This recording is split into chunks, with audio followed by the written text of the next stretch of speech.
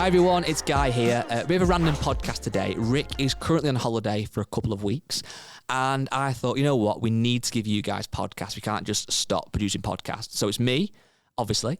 It is Matt and it's Ed, who you might know from the Clubhouse episodes. The start of it, I'll be honest, is a little bit rocky. I missed Rick, and it felt weird looking to my left, and no offence to Ed, it felt weird seeing Ed and not seeing Rick. So it's an audio-only podcast, and maybe the first 2 minutes are a bit weird.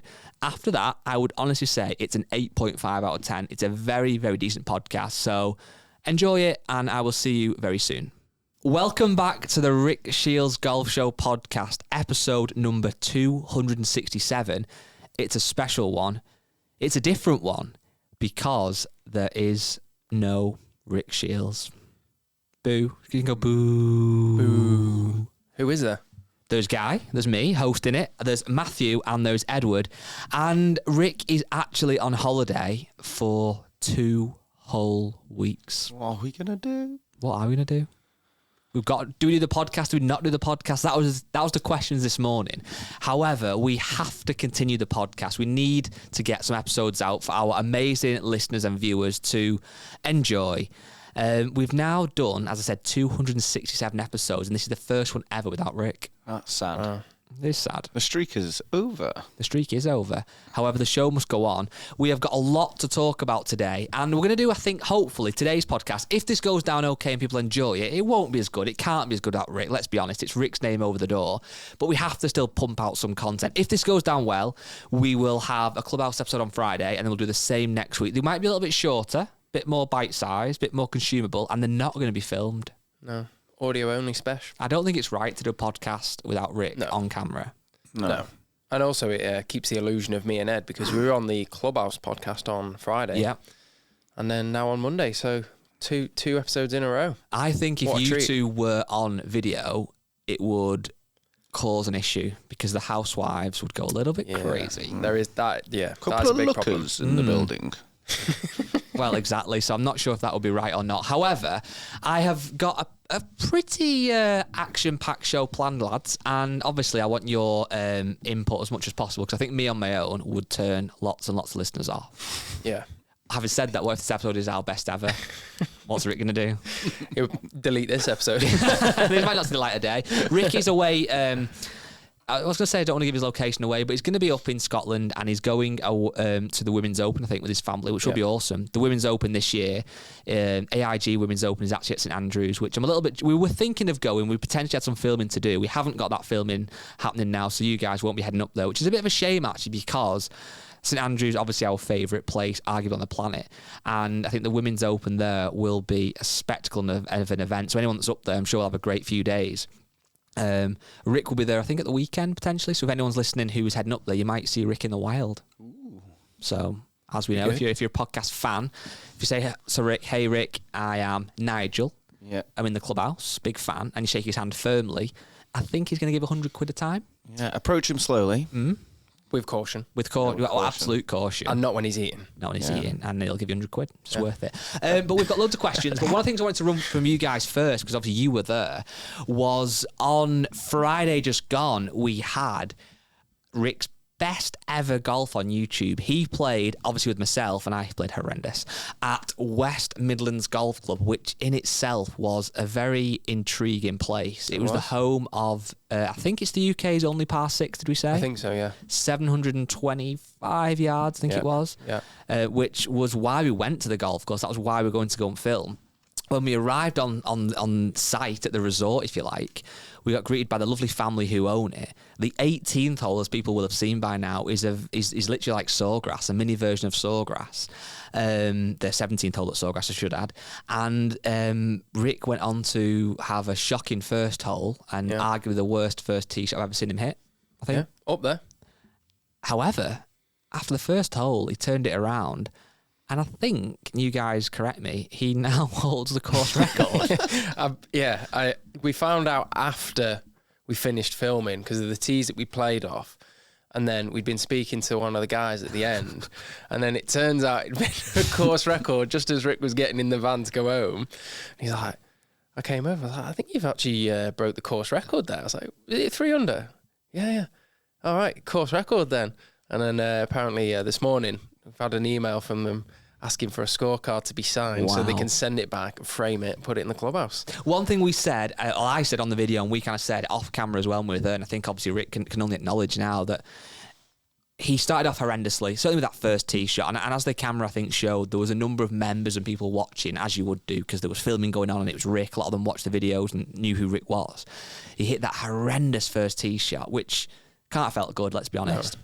It's unlike him, to be fair, though. Off the first, he doesn't really hit many like that. Well, this is what we said. I think, again, this was on camera, or I can't remember what I said on camera or off camera, but sometimes those tee shots like that where they are so bad, like a proper top or a shank, although they're obviously annoying to hit, it's kind of not that bad because you'd like to think, or you should know, it's such a rarity that you hit a shot like that. Whereas like a massive slice, you then think, is that it for the day now? I've got this huge slice that I can't control.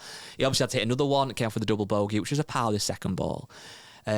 Normally, let's be honest, and I think Rick would admit this, his head might go a little bit, and understandably so. You know, so many golfers, we hit a bad shot, we have a bad hole, and our head starts to dip. Yeah. He didn't, and he carried on and obviously played some amazing golf. But kind of on top of that as well, not only was that a great golf course, and obviously it was great to see Rick play so well. What was a nice, refreshing change, obviously, we're so fortunate in what we do. We get to go to some amazing, really high-end golf clubs, and as great as they are to go and film at and to obviously go and play, etc. I think sometimes the feedback we get, not always, but a little bit of feedback is people obviously can't always go and play at these golf courses. They're very exclusive or expensive. West Midlands golf course was a real kind of golf course that I think most people could go and play and experience, and what a golf course it was. It was brilliant, wasn't it? Just everything about the place. It was, everything was well maintained. They had these weird little robots, didn't they? Mowing the fairway, which is quite cool. I've only ever seen those in America. I've seen them on a few driving ranges. Yeah. That's where it kind of makes sense. Yeah. Well, they said they had that stop detection thing, didn't they, with the big red button on the back? Some of them were looking at me and thinking, I'm going to have him. Yeah. Shot me It up. just drove They were straight over supposed to, when you walk close to them, stop. And I think sometimes they did, but there was once that Rick went a little bit too close. It didn't look like it was going to stop. Yeah. But I think jumped out of the way. Overall, though, great golf course. And I think even for me, obviously, I'm so fortunate to get to play with Rick in some of these videos. And obviously, we go to these amazing venues. You guys have been to even more than me recently. But occasionally, it is nice to go back to somewhere that is a bit more relatable to the audience. Yeah. And it just shows when you're on the golf course having fun with friends, or certainly when you play well.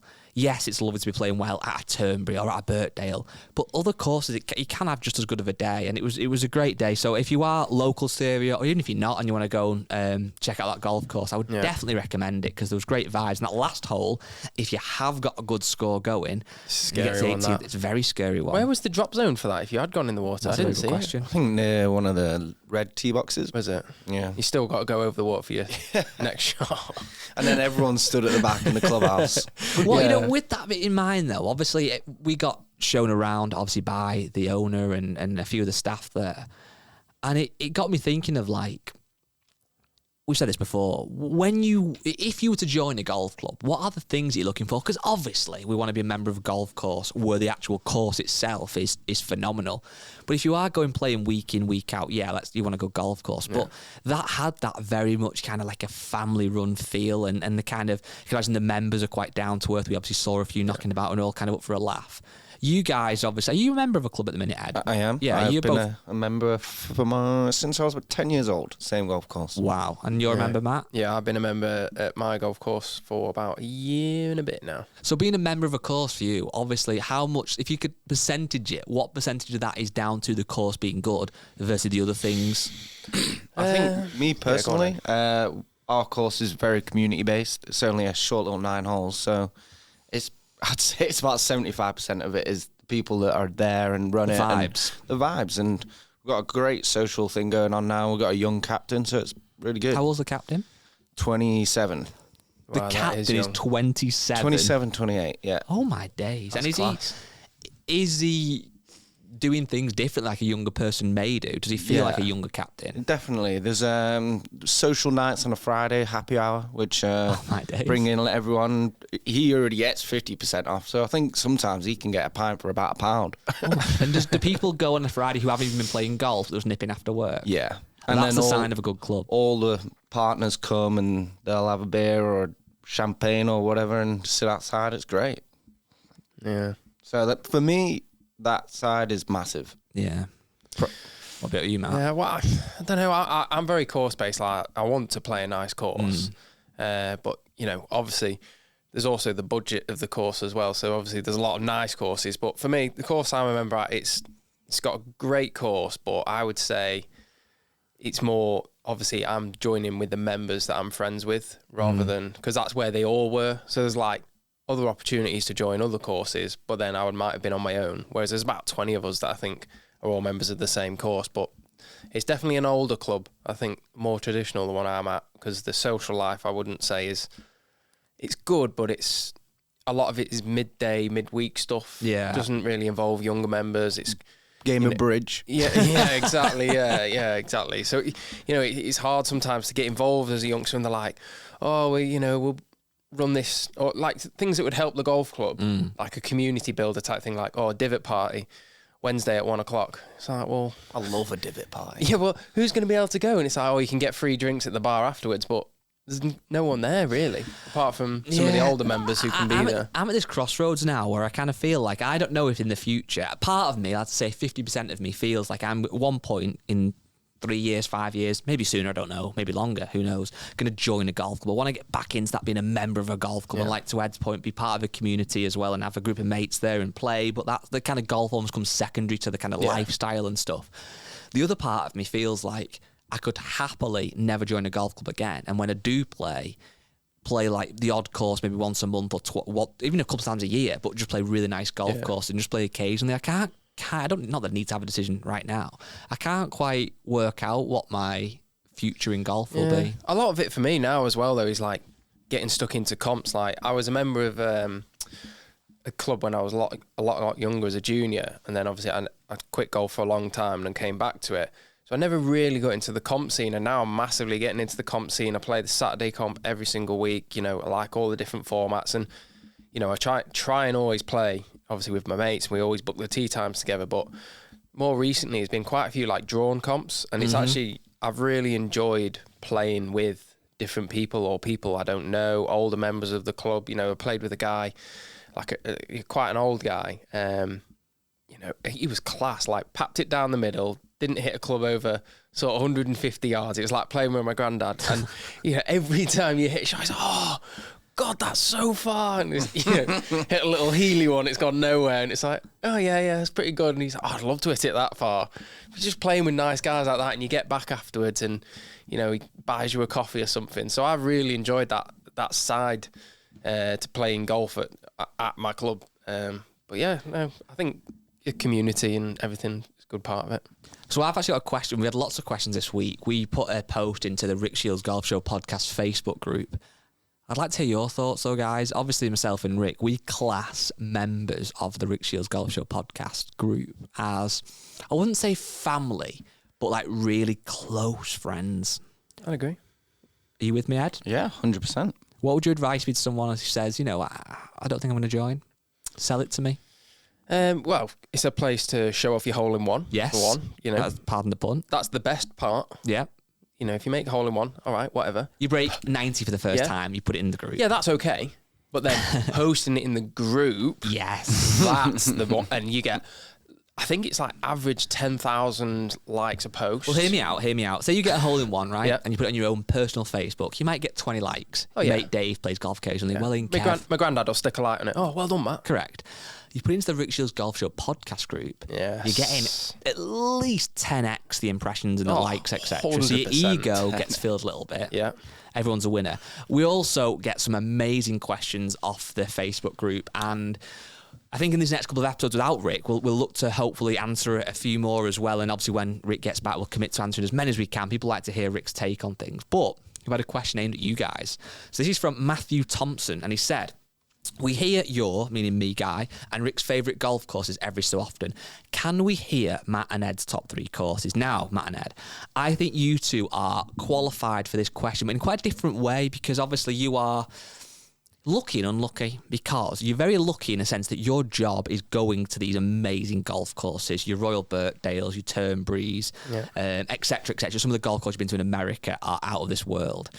The unfortunate part is, as you're both avid golfers and Ed's a good golfer, Matt's a decent golfer. No, I'm joking. Matt's improved it massively. You're both good golfers. You often don't get to play the golf course, although you're walking around it. So it's weird because most people who have a normal office job would look at you guys and be like, I would love to be doing what you're doing, and rightly so. However, you're also at this awkward bit where you're looking at Rick playing this golf course, but you're not playing yourself. It must be sometimes a bit like torture. However, with that being said, you also get to experience the clubhouse and meet the pro, etc., etc. So from your travels, it doesn't have to be courses that you have played, obviously, but what are your top 3 courses? What I'd like to do, though, I don't know if you've had a little think while I've been explaining this question, is we'll do alternate and we'll start at number 3. Nice. So I'll ask Matt for his third one, then Ed for his third one, and so forth until we get to your number 1 there's golf so many. courses. There's a lot. So many. Just on that. Well, if you want to give any mentions to any that haven't made the top 3. Yeah, I can do that at the end. Okay, perfect. I think the funny thing is as well, though, like, I think you will relate to this more in terms of it's very hard to rate a course sometimes when you've played it. Say if you've played really bad, correct, all of a sudden you hate that course and it's rubbish, I don't like that par 5 at the 4th, it's just horrendous and ruins your day. Whereas I know it's obviously every time we go, me and Ed desperately want to play. We've never had the experience where we filmed and come off and gone, God, I hate that course, because we've never had a bad well, I say that, I've got one course, but we're not going to talk about that. It's a really good point, that, because, and we'll touch on this in a minute, the video we've got coming out on Friday this week is Turnberry, which is an incredible golf course. And I think, without giving too much away, it's probably one of the best courses I've ever played. However, one thing stuck out to me is that I didn't play great, which is going to say that's giving a lot away, but equally, people probably expect me not to play great. I played terribly. However, there was one green where it kind of hit me that I'm playing this amazing golf course that is one of the best courses on the planet, literally. And I'm thinking, obviously, about my score, and I'm thinking about the video that we're filming, and I kind of just stopped and I think I tapped my ball in or whatever, put it in my pocket and looked around thinking, I've not really looked on this hole at where the bunkers are, where the hazards are, where the things, like what makes a good golf course. I'm just looking at, obviously, the sea, because that draws me in so much, and looking at the hole I'm playing in the sense of, I want to par it or whatever. I think to actually really judge a golf course on being great or rating it, yes, playing it, but I think walking around it, which obviously you guys do, I know you're looking at the cameras and other stuff as well. Yeah. But sometimes it is hard not to look through the camera, and you kind of like, you want to look over it and look at Rick, and it's so weird because you're looking at a different perspective in that massively. area. Go on then, Matt. What's your third? And this is global, so you've got a lot to choose from. You've been to a lot of golf courses now. What's your third favourite golf course? Okay. P.S. You can include clubhouse, everything vibe, not just course. So I'm going to put in number 3, and I think a lot of people, especially the Americans, might disagree with this. I'm going to put number 3 as TPC Sawgrass. Wow. And that sounds like I'm putting it low, but that's still very high. That's very high. There's 2 great ones above it. The facilities, unreal. Clubhouse, 10 out of 10. Food, 11 out of 10. Food's a big one. Oh, the food at TPC Sawgrass. I think, do we have some sort of like lobster something? I had Wagyu pasta or something. Oh, it's unbelievable. Oh, yeah. Sorry, I'm getting my courses mixed up. Yeah. I'm getting my Wagyu beef. Yeah, getting my lobster Wagyu beef mixed up. clubhouse. Yeah. So that course is just pristine. You know, every time we've been, we've filmed it right before the players, so it's in outrageous condition. Like, I've never ever seen fairways and greens and tees like it. Like, it's a great. I've never been. I've not been. Obviously, I've had Nick the caddy brings the vibes. Yeah, you honestly, when I'm stood there, especially on the first couple of holes, say take me out of golf and I've only heard of Augusta. Mm-hmm. That could be Augusta. Yeah. Like the condition of it, you've got the pine trees, you've got the pine straw down in the side, massive white bunkers. Yeah, that's definitely on there, top 3 for me. And I'm sold. Just a couple of, I had a couple of bad shots on there, so this is one of the golf courses where Rick has said during filming, Matt, if you want to hit a shot, we'll get a little video for Instagram for you. You can show your friends and family. Exactly. And I'm guessing if you make hole in one, I'm guessing it's hole 17 first off, because that's the real iconic hole. Exactly, yeah. So let's tell everyone in the audience then, you're there, you've obviously been working, carrying a camera around. I mean, it must have been 4.5 hours to this point. Heavy camera, is it? Heavy cameras, so you really get to hole hot. 17, Rick says you can hit a shot, Matt. You go, absolutely, please film it. Yeah, what definitely. Happened? So, gives me his clubs, and they've got these silly alignment things down the back of his grips. What are those golf pride ones? The align ones, like a reminder. I don't really like them, but I was like, it's like 120 yards. How bad can it be? Just a little.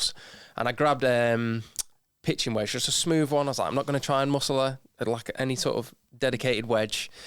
Stood there over it, thinking, don't feel that bad at all, really. Took a couple of practice swings, and bearing in mind it was before the players, so he had that black netting over the tee box at the back. Mm-hmm. So the tee we were on was like, I'm going to say 3 feet from the water in front of me. So it's like tee box, and then as you're addressing the ball, you can literally see the waves on the lake lapping up against the side. I stand there, right, just a bog standard, just a wedge straight at the green, and I topped it straight into the water. Bloop, bloop. There is a video of it. I don't, yeah. And then maybe we won't share it. Maybe we'll put it on the podcast Instagram. Yeah, maybe. Ed, your number 3. My number 3 is Spanish Oaks. That's where you filmed with Sergio Garcia. Sergio Garcia. Yes. That was unbelievable. I think you're driving around in the buggy and you're going through little rivers and stuff that just naturally form over the paths. I thought that was beautiful. And there's a snack shop on hole 3 and 7, and then maybe like 14. And Good snacks. Everything. Free. Anything you want. M&M's. They're in beef the big, jerky. They're in the big vending machines. I'm pretty sure you could get a bowl of cereal. Yeah. And you could just take that There was around. the Wagyu beef sticks as Wagyu well. beef sticks. Ice cream. And the driving range had Pro V1s, which was Yeah. nice. Yes. And we spent a fair bit of time on there after Rick's shocking around against Sergio, which was unfortunate. But Pro Shop was good. Pro Shop was really nice. Logo was nice. Yeah, just a simple acorn. I think a simple logo is Really key nice. for me. Yeah, really nice. I've got it pride of place on my 5-wood. Looks They amazing. had, I don't know if anyone knows about my tea obsession, but they had probably about 14 different choices of teas to take from the starter's hut. So filled up the pockets, and they now live in the big tube. So yeah, Spanish Oaks That is for good. number 3. That might be one of those courses. The food was unbelievable. Yes, it was. And they gave us that unbelievable breakfast wrap as well. Smell. I went in and I said, it smells amazing. The smell in of the it. clubhouse was class. And the woman was like, you're going to have to come back and get some food. I was like, okay. You don't have to tell Ed twice. Yeah. You know what? You're painting very good pictures here. Because again, I've not been on these America trips having a little one. My wife was heavily pregnant at one point, and we'd just had the baby, so I missed out on some of these trips. But the pitch that you guys paint is very vivid. That could be one of those courses though I mentioned at the start, and I definitely know it is, that you play bad, you don't like the course, but you played well, you two. You shot level par. I played great. The amount of course that miss you a guys putt. have shot level at is impressive. To be fair, it was the fastest greens I think I've ever seen in my life. Sergio was so nice as well. That's another thing as well. Not a bad thing, but with these memories that you've got that build up these real kind of pictures of courses that you loved and memories. If you're filming a video like that one-on-one essentially with Sergio Garcia, an absolute legend of the game, Masters champion, etc., that's going to pop it up. Signed my Masters hat to my friend Ed. To my friend. It's actually, I find it really hard when I see comments online about people not liking Sergio, because I'm like, that is not the same guy that we met in. But what do they have of Sergio to not like him? Exactly. Just him raging over some shots. So when you're playing for that amount of money and that pressure, you're probably going to get heated. But in person, he was the nicest guy, just down to earth. Okay, let's hear your number 2s then. Matt? North Berwick. North Berwick. Huge fan. Yes, Huge you have been fan. there, and I've been we there. were lucky enough to actually play that one as well. You have. So that is North Berwick. up there on my phenomenal. list. I think people listening and watching have probably heard of North Berwick by now. We've obviously done a couple of videos there. There's loads of videos at North Berwick. It's not only is it a visually stunning golf course, it's quirky. There's holes, you're doing little fun. random things. There's walls going through the golf course. It's not too long. No? You're not like, it's God, nice. this is a slog here, like really long par 5s. It's just nice. And we played it in the sunset. Yeah, which helped. I think that must be one of the best courses on the planet to play in that kind of light. Yeah. I think we literally had the perfect night. We have got some unbelievable photos from when we've played after. Yep. Food was lovely at North Berwick. General manager Stuart, I've known him for a very long time, lovely bloke. I wouldn't say you're getting the whole vibe experience that you're going to get these American courses, but I think again with a Scottish course, it's a bit more almost humble than that. It's a bit more down to earth. I think you know that. Yeah. But the golf course makes up for any lack of that if it's something you're looking for. Well, that's the one. If I was marking it, I'm marking it down on facilities. Really, it's just. But a lot of links courses are like that. Like they don't have the driving ranges, because they don't have the space. They don't have the land. You're literally playing on the 18th hole back into the town, really, aren't you? So. Which is it's like a mini St. version Andrews, of St. Andrews. course. Although they would argue they were there before St. Andrews or can't remember the story. I think it was. Oh no, actually, was it? I can't remember if it was or not. It was close. It was close. But and the vibes on that were good because we stayed in that unbelievable Airbnb. Yeah. We did, right on the side of the golf course. Perfect. Ed. My number 2 is Prestwick. Prestwick, wow. Which also gets marked down for practice facilities, but I mean, I don't practice that much. Just need to find the middle of the club face a few times before I hit off the first tee because there's a train rate away. There is. So It's a scary first tee shot. I think with my golf dad, David Fleming, I think it's just the best place. David Fleming's the best, isn't My he? golf He dad. messaged me the other day that he'd listened to the last podcast, whenever it was, when we mentioned David, and I think he was very happy with the mention. So if you keep this up, who knows? You might be getting potential Honorary membership? Who knows? Food's good. Again, you're not going to get that massive vibe at an American course, but very welcoming clubhouse that's steeped with history. Oh, it's stunning. Food's great. Staff are great. Pro shop, if you're after merch, is phenomenal. Not a huge pro shop. Doesn't need to be huge, No. but it's packed. It is packed. Yeah. I've got a Prestwick Titleist leather bag. It's nice. And it's very nice. very nice. I love that. I think as well, similar-ish to North Berwick in a sense of it's quirky. You're going to have some holes that are a bit more traditional-ish, but you've got lots of little blind shots and it's different, And isn't we've it? played that one. Yes, And we did. We played it behind Ricky Fowler. We did. That was nice. That was a special You know, day. for me, what I love about the course like a North Berwick or a Prestwick, the fact that they are quite quirky and different, you could play them and either just, because you want to, just hit different clubs at different tees, or the weather obviously forces you to. But it's not one of those golf courses, obviously, where it's like a standard first hole hit driver, this hole, and it's like Could be so anything. different, exactly. I think I hit 7-iron, but you could, if you were feeling bold, you could hit driver straight at the green. You could hit 3-wood, 5-wood, depends on what the wind's doing. Or you could just lay it back and hit 7-iron, 7-iron. It's Just got a fun, choices. Fun way. I've never been, but I imagine what it could be like. But the clubhouse at Prestwick reminds me of what it could be like inside the R&A clubhouse. But on steroids. Yeah. I think the R&A would be on steroids. Yeah. But I go in, there's just like loads of old Leather. boards, leather. And Yeah. when we went into, what was the room called? The drawing room or something we did the podcast Yeah. in. Just like all these little cubby holes and rooms, and they've always got the dining room set up with glasses and knives and forks It's as if they're going phenomenal. to have a big dinner every night. Really like that place. We've got through 2. We've got through 3. We have. Now it's time for the absolute big dog, the best. And this isn't going down lightly, by the way. This will go on the history books. Yeah. The best golf course that Matt and Ed have been to, your number one favourite golf course, including clubhouse, vibe, everything, is, Matthew, hit me. Royal County Down. I'm not surprised. Again, a trip I missed. I'm not jealous. I'm not envious about the fact that you went to what is ranked often 1, 2 or 3 in the world and the planet. Sell it to me, Matt. Convert It's me. actually hard to describe how good that place is. Like, you walk in, everything's pristine for one, number one. Mm-hmm. Pro shop, flames, like serious flames. Like, I went in there with no money and spent money that I didn't have because I just couldn't not. Little overdraft special. Yeah, a little over. Little OD. I got a little merino sleeveless vest number. You know what you two do? Let me just cut you on 1 second. I'm going to give you credit for this. Oh. You two both do buy very good merch. We love the merch. You think about it. It's quite tactical. You don't rush into it. You have little things. Sometimes after the round, you'll have thought about it. Yeah. And it's good little bits added to your collection. That, as well, the other compliment on it is it's not like you've gone into a pro shop and gone, I need merch from this shop because it's X golf course. I'll buy the first thing I see. It's a nice little piece. Yeah, and also sometimes I don't always buy merch. It's from something where I gotta be think, right, this is hasn't it? special.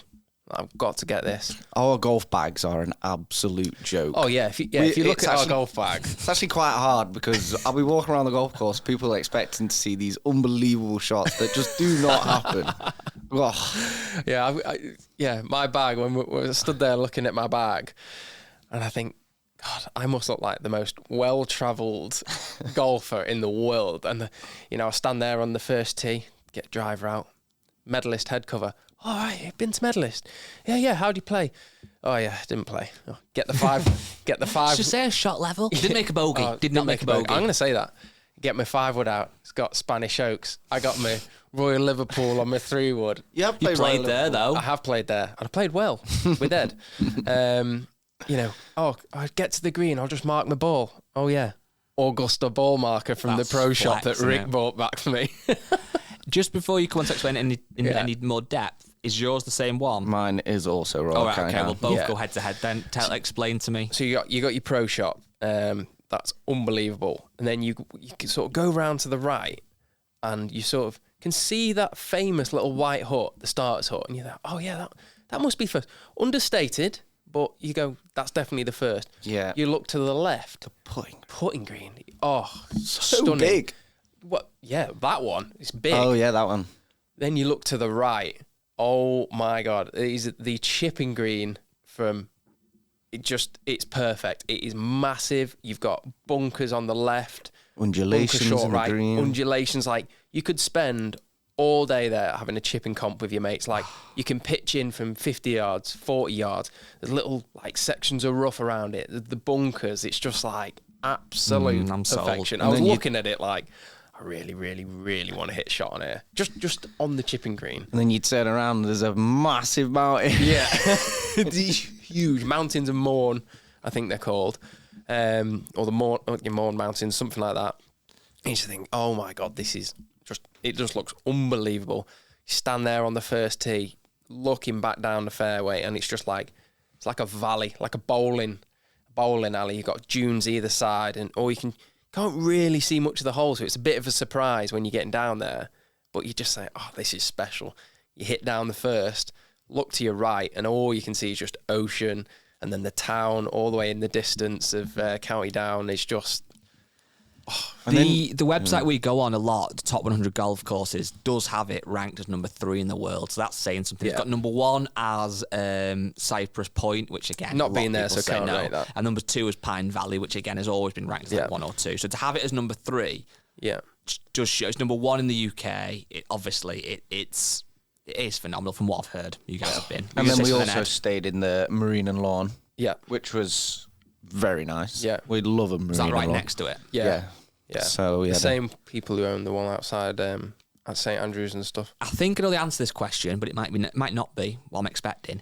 Out of all the courses you've been to that you haven't played, if there's one that you could, would it then obviously be County Down, or is another course that you maybe didn't rank as high, but you'd want to play it more for any reason? I think that is the one I'd want to play the most, to be honest. yeah, it's that and Sawgrass for me. Yeah. Even though Sawgrass wasn't in my top 3. You know what's weird with County Down, though? I'm sure there might be some listeners who correct me on this, and if there is, great. But as well known as County Down arguably is, and as amazing as it is, and there's no doubt in how amazing it is, it feels like a course that I wouldn't be surprised if some of our American listeners haven't even heard of. I'm sure some have. That wouldn't surprise But me. I'm sure some haven't. Like, you know, obviously the old course goes out saying people heard of that. Yeah. Cypress Point, etc. But I feel like County Down's one that isn't as well known. But obviously with Rick's video, and obviously, you know, who knows, in the future it might get even more recognition. But it is obviously Well, they don't phenomenal. have the Open there, or No. they don't have any major tournaments. I think the members probably appreciate that a little bit.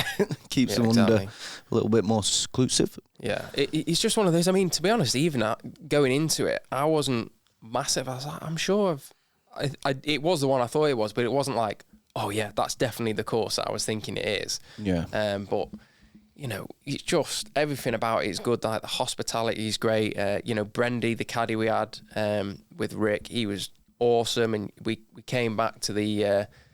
After we'd finished filming quite late, and there's a golf club that's like attached to it. I can't quite remember the name of it, but it's quite cool. But at a certain time of year, they have like a member swap. So like on certain days, the members from this other golf club that's attached to it, the locals just play Royal County Down like it's their own golf course, which is really cool. Well, what is very interesting, and it's a timely time. Does that even make sense? Well, it does in a way. Timely time To be talking about Royal County Down, because this year it is actually the host of the Irish Open. So it's hosted the Irish Open in 1928, 1935, 2015, and then this year 2024, and it is September the 12th, so literally obviously under a month away. It's hosted some massive events. It had the Senior British Open, the Amateur Championship, British Ladies Amateur Championship, Walker Cup, etc., to name but a few. Yeah.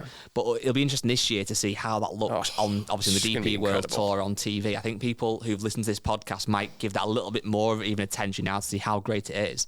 It's worth just going to watch that, just so you that'd can be walk insane. around the course and stand on that fourth up by the fourth tee if possible, and that par 3 down the hill looking back towards the mountains, just the best view I've ever seen in golf. Last short question I'll ask you both then. Where is the one golf course you would love and let's not say Augusta because that's too much of an easy one.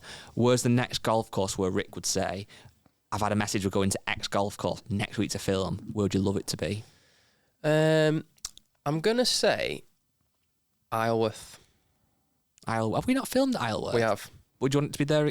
I would love to play there. No, but this is to film, sorry. Oh, to film. So you're getting a message off Rick saying we're filming at X course next week. It can't be Augusta because that would probably be a go-to answer, I'm guessing. Oh, the one on the cliffs in New Zealand.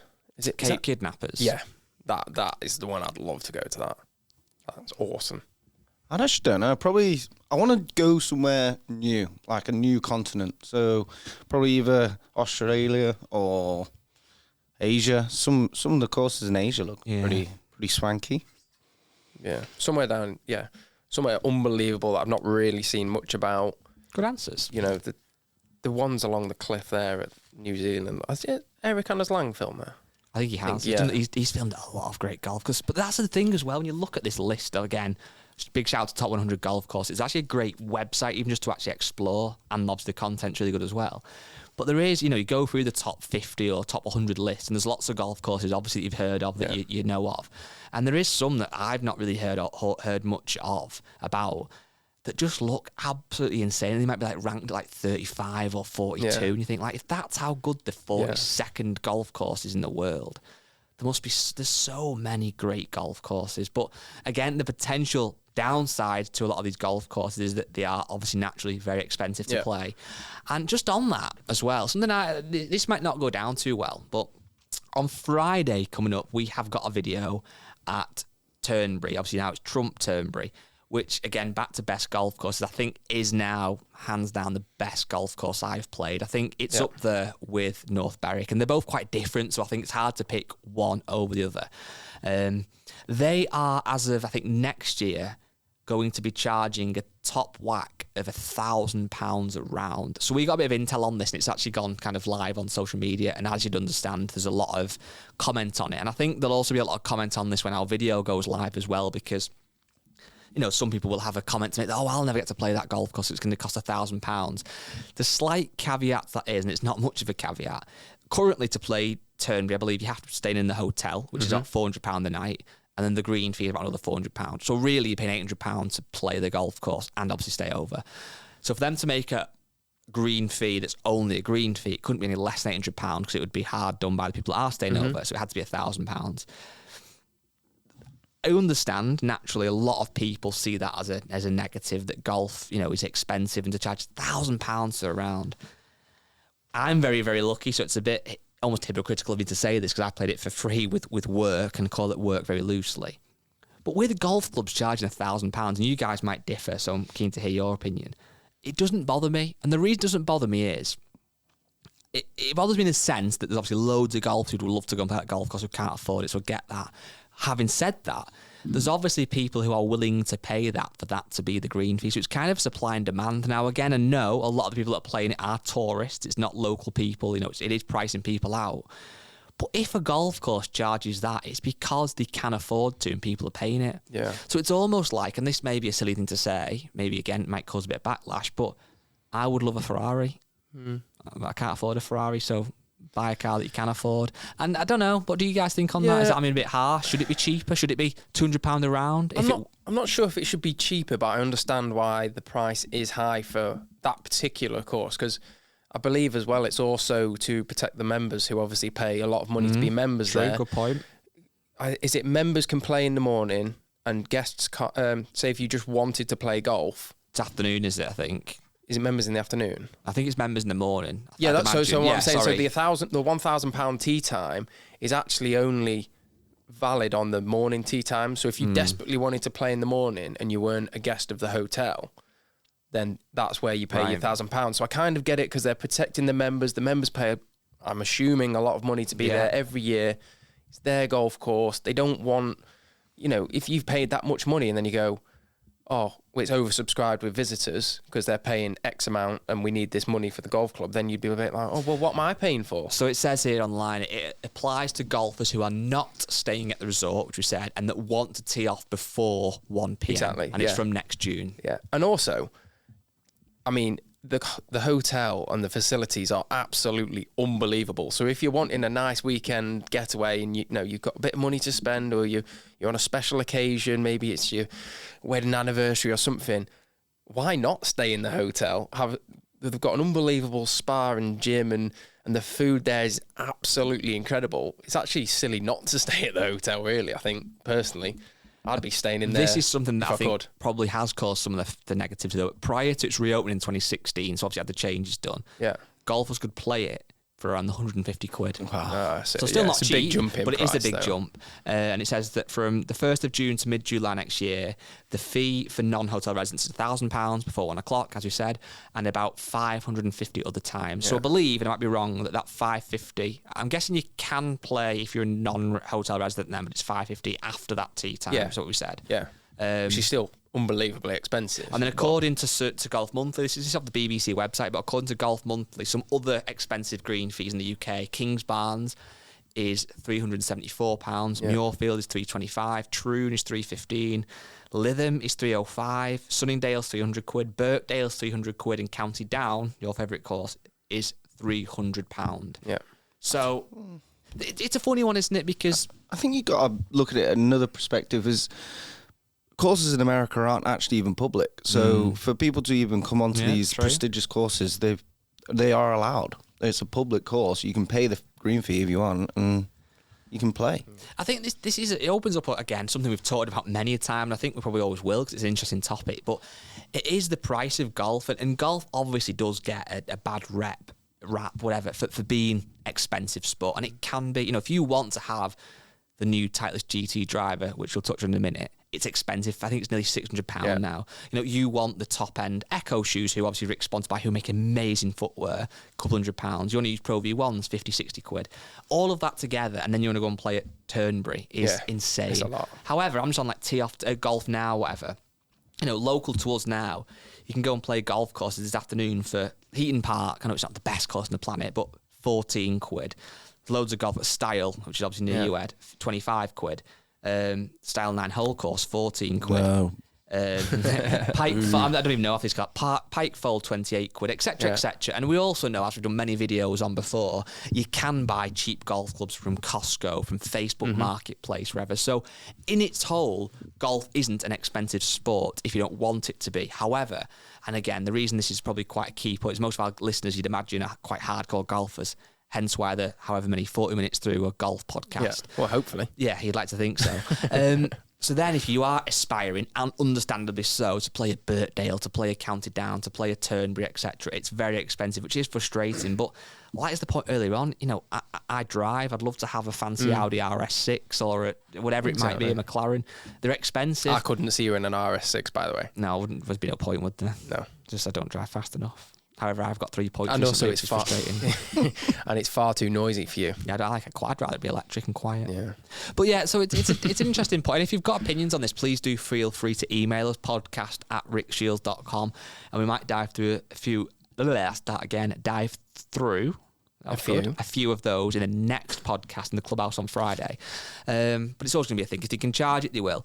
A question I got on the group this morning from Greg Harvey, and this might surprise people, it might not surprise people. He said, how regularly, Guy, do you actually play? I think you play really well. For someone who doesn't put 18 holes together that often, I don't play very well, let's be honest. But I had a count up of this year. So this calendar year from January, which is when calendar years normally start, up to now, which is August the 19th time of recording, I have played 8 rounds of golf. Wow. So an average one a month, which might surprise people, might not, but I don't play a lot of golf. I played twice off camera, played it in 2 golf days off camera. And then I've played, luckily, again, really fortunate, West Midlands, which is obviously recent at the par 6 course, where Rick played phenomenal. Played Birkdale with Rick and James. With Rick, sorry. Played Troon with Rick and James. Played Nevin. Played Woodall Spa. And then Turnberry, which comes out on Friday. Nice. So unless I've forgotten any, which I don't think I have, didn't come to Ireland. There's not a lot of golf, and I think that's why, obviously, you guys have seen, without giving too many spoilers away from Turnberry, and those who saw West Midlands, my golf was quite poor. I think we need to play more golf. It's hard though, isn't it? Yeah, it is hard. And you got to practice. If you That's want the key thing. Yeah. I mean... And I must admit as well, that's one thing, and probably why my golf has declined actually. I had a spell in the last year, 18 months of going to the range, not a lot, but comfortably once a week, just to whack a few if I had a spare half an hour. Sometimes I go to my local range and I'm very fortunate. I've got a ball card. I get 50 balls, not only even hit 20, but just still keeping that swing relatively smooth and just, hitting a few. At the minute, just not that I'm not going to love it, just not really got the time. And then I don't know now when I'm next playing golf, so it's like, well, what's the incentive to go and hit balls? It's difficult in it, but that's my defence, that when I do play bad in videos, I don't play anywhere near as much as people think. No, I think Ed nailed it there. It's just got to keep the practice up. It's so hard to... like we have it occasionally if we go away for a week or 2 weeks and not swung a golf club, get back on Thursday night and then working Friday and then playing on Saturday morning in the comp. I was like, oh God, it just felt so alien for the first sort of 10 holes. I was like, I just don't even know where my swing's at. I felt horrendous in the net. It's just, but I try and make an effort to play. It's kind of a bit of a fun bit to it, I think. not knowing what you're going to get. You know what's funny though? So obviously people listening at home, I'm sure will be aware of John Robbins. He's been on our podcast, I think 3 times now. Obviously he's a comedian and got his own radio show, does a bit of golf stuff as well. And I found a random clip of him the other day talking about golf on a non-golf podcast and about why he loves golf. And he said something, and I won't articulate it anywhere near as well as he did. He's quite a very switched-on guy. But it really was something I already knew, but the way that he put it across really hit home. And it was about his golf and his love for golf and how he's improved a bit as well. And he said something along the lines of, golf, if golf is your hobby, which it is for 99.9% of people who play golf, other than that 0.001 who are professionals, it's so crazy that people get so frustrated with it. When you think about it in its simplest form, we all want to play well, obviously we do. But if golf is your hobby and you've been at work all week and you're taking half a day from your wife, from your girlfriend, from your family, from your friend to go and play, and you hit a bad shot and you're smacking your club and getting really angry, what a rubbish use of time that actually is. Yeah, it's rubbish, isn't it? There's not many other sports I can think of where your hobby, I know this again, not your profession, but your hobby gets you so frustrated. Especially in such a beautiful place, exactly. in such a nice environment and filled with some of your best friends. I think, sometimes you just got to reflect. Well, imagine on Saturday you went for a hike and you went to Snowdonia and halfway up there was somebody going absolutely apeshit. Yeah. Now, that would be weird. Well, that's what I mean. Now, obviously, there'd have to be a reason for doing that. Yeah. That would be very weird if there wasn't. But you'd be thinking, mate, you're off work, you're going for a hike on a mountain, you're going mad about something. And same with the gym, and people like fishing. If you got mad at fishing. But any hobby, any pastime, whether it be knitting, whatever it might be. And I know, again, we want to play well. That's why, and golf is so frustrating, which is also why it's so addictive. But then the other thing, and it's so easy to say this, but to do it is so difficult. The more you get annoyed, the worse you then play. Yeah, unless you're Tyrrell Hatton or somebody who can smack a club and then forget about it and just seem to play well. But again, 99.9% of people, the more annoyed you get, the worse you play. But we still do it. I wonder if it's because there's so much emphasis on practice and driving ranges, and it's like you go in. And there's so much focus on I practice this and I practice my putting and I practice this and it's something you put a lot of external sort of effort into. You go to the range after work, it's got a big round coming up at the weekend. I'm really looking forward to playing, striping it on the range. Oh, brilliant, this is going to be good at the weekend. Then you go on the first, blob, and then you're just oh God, thanks. And then you just get upset that you've tried so hard. It's a waste of time almost. It doesn't seem like you go to the gym and you train regularly, I gradually add weight on, you'll get stronger. Mm-hmm.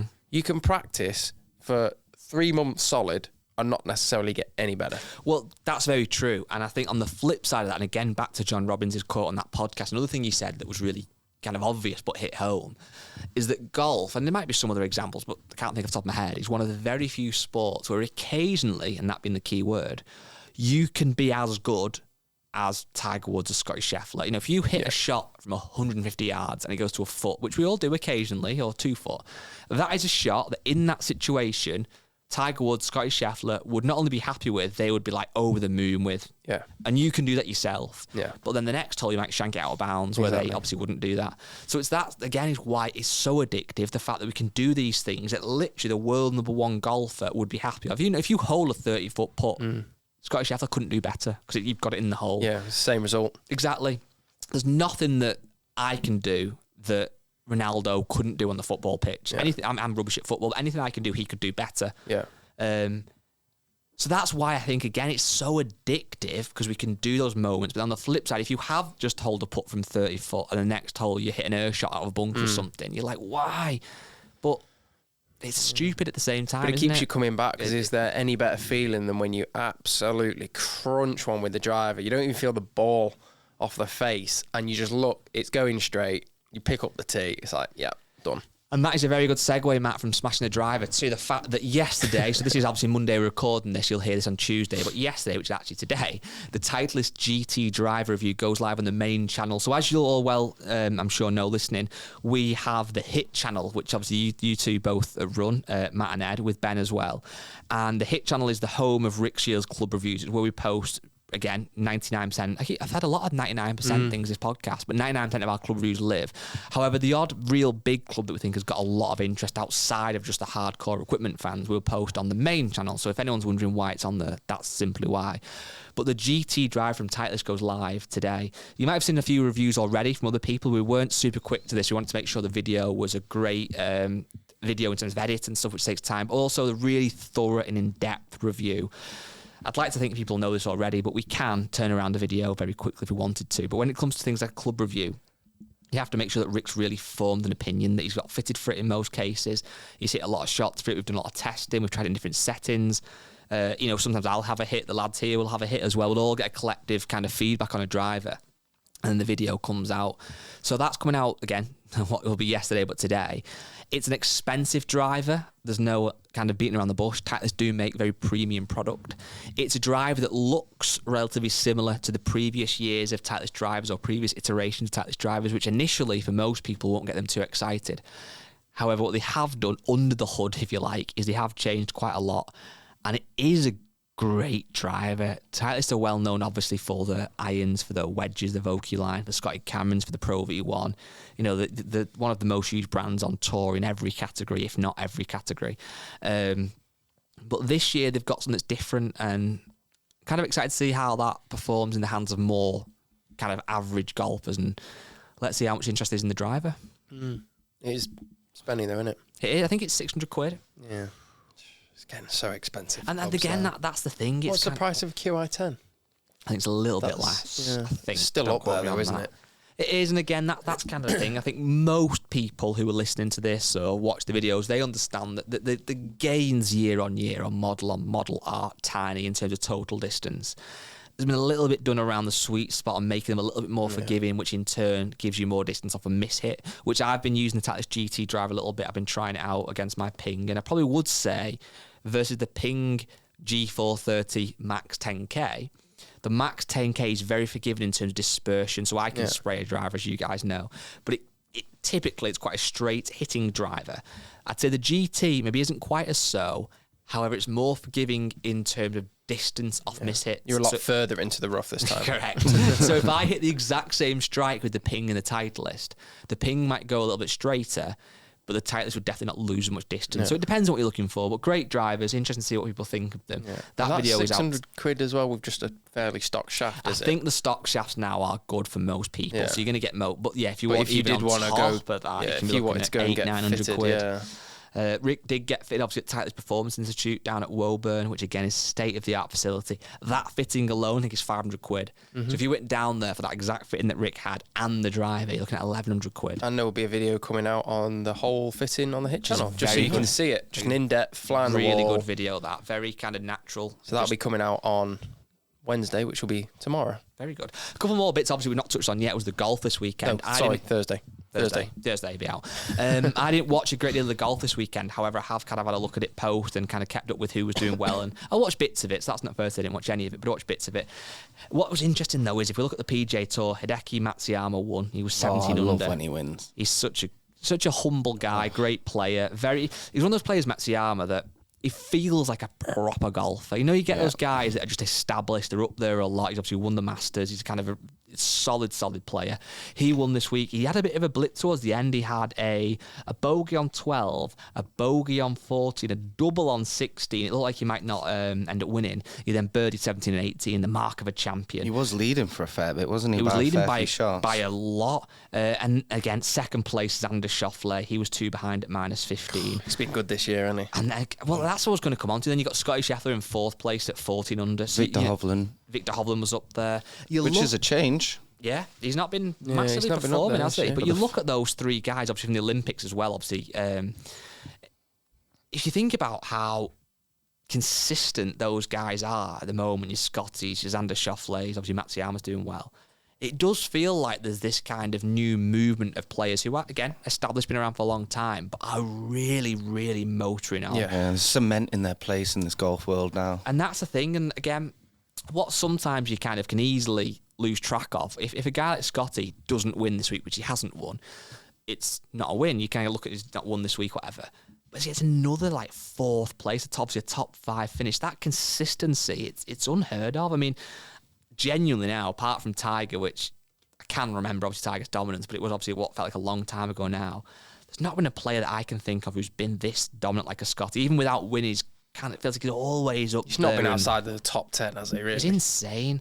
And again, obviously, we've had the 4 majors this year have been and gone now. But leading into next year, if I said to you, I've got a crystal ball, and you're going to have a major split between Scotty Scheffler and Xander Schauffele, you'd believe me. Like they're so dominant. That's the conversation we've had many times before, and I think Rick touched on with Sophie the week about like Rory. You know, with those guys performing as they are, you're always going to have guys like Matsuyama who are consistent and up there. You've got guys like obviously Victor Hovland if he can find form again. How does Rory ever get that next major championship? Who knows? I'd love to see Rory win a major championship, of course I would. I mean, this next year at Portrush would be phenomenal. Arguably too much pressure potentially. Like when we had it at Royal Liverpool and Tommy was doing well and you feel like he's almost too much pressure to put on your home. Portrush would be a tough one. But I just think as well, though, with Rory, like, imagine, say he's in contention for the win, and then you coming down 18, and then it ends up going to a 3-hole playoff with him and Scotty Scheffler. Mm-hmm. I can't see him ever beating Scheffler in a 3-hole playoff. Just Rory's, as unbelievable he is, he's so emotional. Like, you see that in the amount of times where he's either, you know, when he celebrates and he's throws his clubs in the air and he's like really screaming and stuff at the Ryder Cup, and then obviously when it goes wrong for him, there was that really weird time when he ripped his top off, and you just don't see that with Scott. He's just so unfazed and calm, and he's just out there having fun, like trying to win golf tournaments. And sometimes I wonder with people like a Scotty Scheffler, and this is something that I'm not really educated to kind of have an opinion on, really, because I don't know much about it, but I know he's very religious. And I know that a lot of religious people, and again, I'm not religious, but from what I've seen, they almost have a lot of the times vision that kind of the life is by God, is almost, they just follow a path essentially, that the path's laid out for them, and whatever happens, and a kind of glory to God, etc. That if that's genuinely what you believe, which I think Scotty does, that must give you a kind of, almost take pressure away to some degree, that what's going to happen happens. Well, yeah, I can see why it would put someone in a really good headspace in, say, I'm not particularly religious either, but like in terms of like, it puts you in that headspace where, you know what happens, and, you know, what's meant to be for me is going to happen. And it almost takes that sort of edge off for Scotty. And, you know, I know his caddy is very religious as well. You know, they're just kind of looking at it from a different point of view where, you know, God's deciding that if I'm meant to win this tournament, I will. And if not, there'll be another reason why I don't. And that must put you in, it almost gives you like an external sort of thing to not to blame it on, but say if you play well, it's like, okay, well, it wasn't meant to be this time. And I get that. It almost takes pressure off. Why did you put the 18th? Oh, it's down to God. God made me. That's not an excuse. I'm quite religious, and it definitely doesn't work for me. And then Live Golf was another kind of quite a big weekend for them. I think, obviously, Live Golf have a mixture of players, don't they? They have some players who are literally household names, i.e. your Brooks Koepka, who went on to win, your John Rahm, who came second and lost in the playoff. those two battling it out in a playoff is exactly what Live Golf will want to see. Two absolute marquee players. You then look through the leaderboard and down towards the bottom of the leaderboard as well, and throughout you've got a mixture of names who, I'll be honest, I wouldn't know half of them if they walked past them in the street. Yeah. So I think for Liv, for them, the best weeks they could have, this is one of them, is where you've got a number of big names up there in contention. Within the top 10, you've got Sergio Garcia, Cam Smith, Lewis Hazen, Richard Bland was in there at fourth, tied fourth. The Rippers were at top 3 at one point when I was watching them. All three. So in terms of team, Smash won with minus 53, and then Ripper came second at minus 50. Legion 13 came third. That's something I'm still personally not hooked into. When I have a quick look, if I don't watch Live and I go straight to the leaderboard, I want to see who's won the single, the individual event. On their personally. website, it takes you straight to the teams, which is a bit frustrating actually. Maybe that'll come in time. Who knows? Yeah. But for me, it's straight to look at that. I think again, it's a weekend that I'm sure the guys that Live absolutely adore. And I must admit, as a golf fan, no disrespect to those guys who aren't as big a names, but that's what I want to see. If I am going to keep an eye on Live and see who's doing well and how the event's going, I want to be watching your Brooks, your Rahms, etc., your Brysons. Yeah. I want to see those guys up there and doing well and making it exciting. There is names on there, as I said, who I wouldn't really know. If they're doing well, it doesn't appeal to me as much. But same said for a PJ Tour event. Obviously, it's different this weekend with it being like the playoffs and stuff. You've got bigger names in there anyway. But it feels like it's definitely Live is definitely something I'm keeping my eye on more with these kind of events. You have to now, really, with the calibre of people playing. Exactly. You have to sort of keep an eye on who's good. But then the other thing as well, is something we touched on last couple of podcasts, whenever it was, is that obviously with JCB we went, and we know the golf course so well. I literally watched a lot of that even when we weren't there on TV. I watched a bit of this over the weekend. That was a little bit of the PJ Tour. But I wasn't with either of them absolutely kind of glued to it, which is sometimes unless you get to the last few holes, it is difficult, isn't it, during a weekend to get absolutely glued to it. But that was good. Yeah. How long was that, Matt? Just under an hour, I think. Wow, very good. Well, maybe 55 minutes. Massively appreciate everyone. If you've listened this far without Rick, thank you so much. Rick will be back in the next couple of weeks. We had a couple of options. We could either not release podcasts, which we thought wasn't fair to do, or we could release these podcasts. The B-list podcasts. Yeah. The B team. The B-sides. Yeah, the B team. We know we're subs. We're on the bench. We're here ready to perform when needed. We're not like those that you have on the bench that are elite. We're kind of like, we've just come out of the youth team. Yeah. We're here, willing. Yeah. You just don't want the C team because they are... No. Yeah. If Harry had to come on the podcast we leave them in the office upstairs. All the time. Thank you so much for listening, everybody. One last thing, and feel free to do so. If you don't do, that's also fine. Give us a rating on Apple Podcasts. If you listen to this podcast through Apple, you can rate the podcast pretty easily. You can go 1 star, 2 star, 3 star, which are all 1 star I get because that's like your podcast rubbish. 2 and 3 stars I don't really get. 4 and 5 I absolutely get. Ideally 5. Leave a little comment. It all helps. 4 is questionable.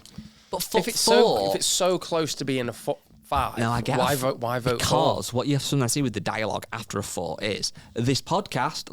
My name's John Smith. Okay, John Smith. This podcast used to be a 5-star for me. I'd listen religiously week in, week out. Then it started to be about other things, not just golf. And it was about Guinness, and it was about burgers, and it was about chocolate bars, the usual stuff like that. Yeah. And now it's a 4-star. He still sounds like he likes that a lot. Then I'd be giving it a 1 star. Let's flip it. 80%. Would you take 80%? Not a bad rating, that is it? Be first in uni. Take that. Yeah. So, but I would do want 5 stars. Yeah, 5 stars. Yeah, great. Plus Matt and Ed are great. Not bad. Give me a whole of 4. Good stuff. Cheers. Cheers, guys. Bye.